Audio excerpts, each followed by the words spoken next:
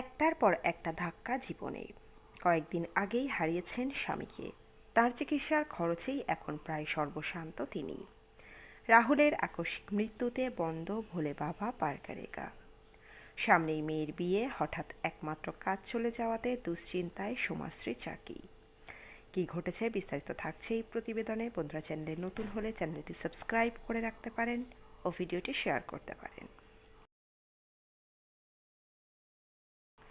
সম্প্রতি আকস্মিকভাবে বন্ধ হয়ে গিয়েছে জনপ্রিয় টেলিভিশন ধারাবাহিক ভোলে বাবা পারকারিকা। এই ধারাবাহিকের প্রধান অভিনেতা রাহুল অরুণোদয় বন্দ্যোপাধ্যায়ের অকাল মৃত্যুতে সিরিয়ালটি বন্ধ হয়ে যায়। আর এই কারণে শিল্পী এবং টেকনিশিয়ানদের মধ্যে সৃষ্টি হয়েছে চরম কাজের অনিশ্চয়তা। এই পরিস্থিতিতে নিজের উদ্বেগের কথা জানিয়েছেন অভিনেত্রী সোমাশ্রী চাকি।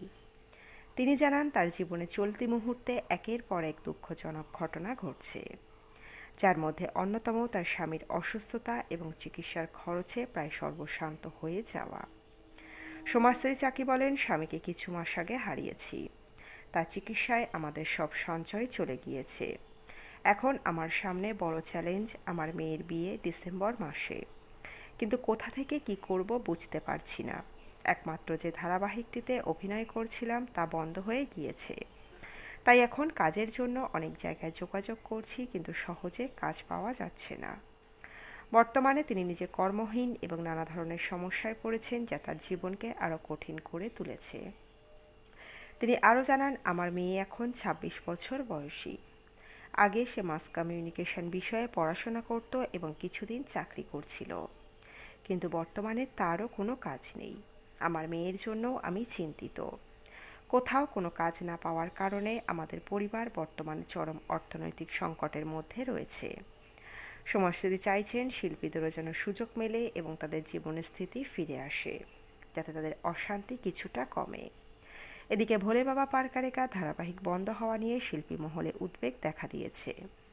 আর্টিস্ট ফোরামের পক্ষ থেকে ঘোষণা করা হয়েছে, লীনা গঙ্গোপাধ্যায় এবং শৈবাল বন্দ্যোপাধ্যায়ের প্রোডাকশনের সঙ্গে আপাতত কোনো শিল্পী বা টেকনিশিয়ান কাজ করবেন না।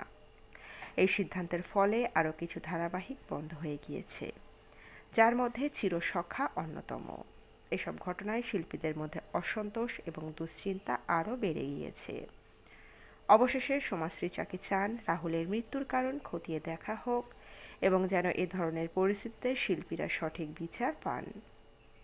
তিনি আরও বলেন, যদিও রাহুলের মৃত্যুর তদন্ত চলছে, তবুও শিল্পী কলাকুশলীদের কাজের সুযোগ পাওয়ার বিষয়টি অত্যন্ত গুরুত্বপূর্ণ। এই অবস্থায় তার মতো শিল্পীরা এক ধরনের চরম দুশ্চিন্তার মধ্যে দিন কাটাচ্ছেন এবং পরিস্থিতির উন্নতি না হওয়া পর্যন্ত তারা যে কতটা সমস্যায় আছেন তা সহজেই অনুমান করা যায়। বন্ধুরা, আপনাদের মতামত অবশ্যই রাখবেন কমেন্ট বক্সে। এই প্রতিবেদনে ছিল এতটুকুই। দ্রুত ফিরে আসবো এরকমই নতুন কোনো প্রতিবেদন নিয়ে।